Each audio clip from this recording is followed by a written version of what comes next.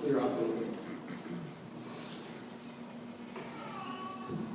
Oh, and again, just to give, I don't know how you do it in North Carolina, but spoken word where I'm from, it's very audience interactive. You can boo me, you can say I'm awesome, you can clap, you can cheer, you can give me one of those, ooh, you know what I'm saying? You can do whatever you want, but I would prefer that, engage, feel free to just be yourself. You don't like the line, be like, so, do your thing.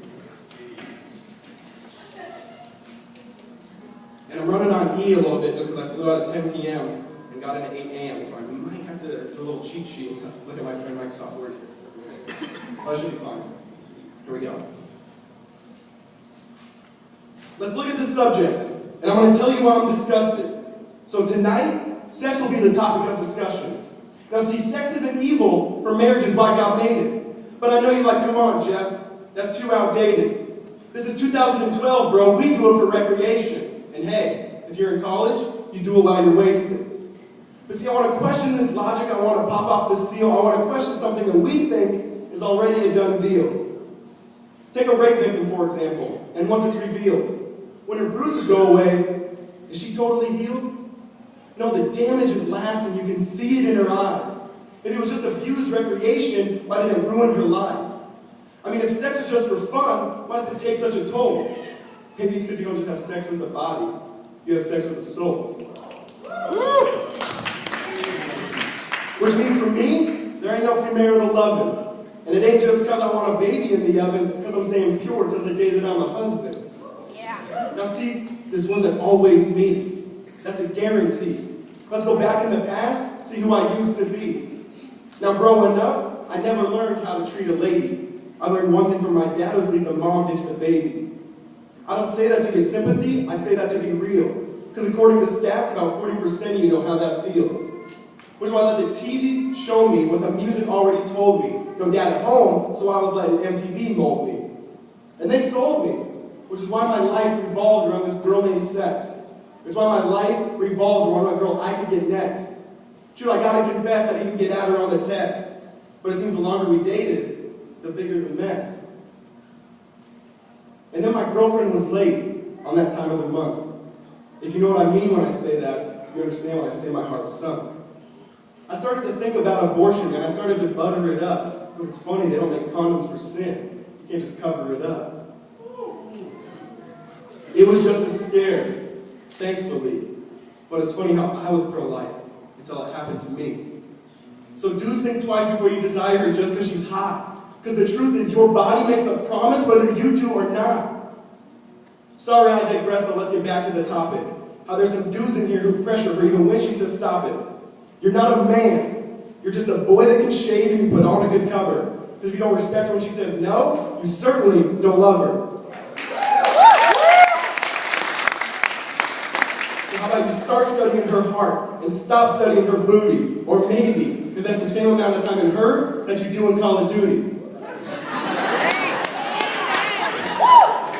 I mean, what makes you think you can get this girl and all of a sudden get naughty? Because you should have to touch her heart and her mind first before you ever touch her body.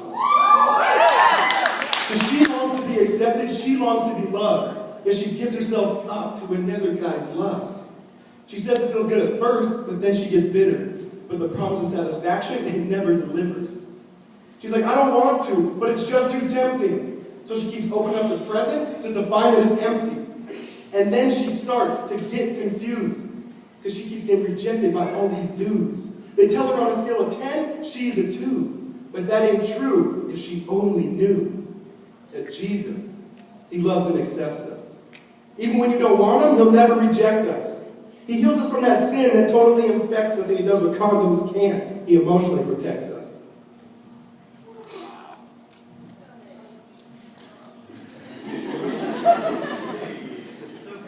I know some of you like, this guy's whack, and you're going to want to indict me. But we got to think rightly, so I'll ask politely. Can you really say this is even true, just slightly? I mean, we touched the forbidden fruit not to realize it's poison ivy, and now we're numb and we're itching and we got a distorted psyche.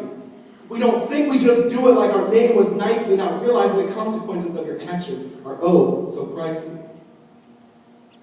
But this last story is for those who think they're too dirty. This last story is for you who think you're unworthy.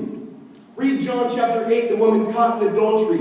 Religious leaders throw her naked in the temple while she yells, "Don't murder me." They say, "Jesus, the law commands us to stone this woman." You hear the hate in their tone. Jesus pauses and then says, "Who is without sin? You can cast the first stone." I mean, can you imagine the sound? Silence all around. You hear footsteps walk away. You hear stones hit the ground. And then Jesus kneels down. The woman thought it was her demise. He lifts up her face. You see the grace in his eyes.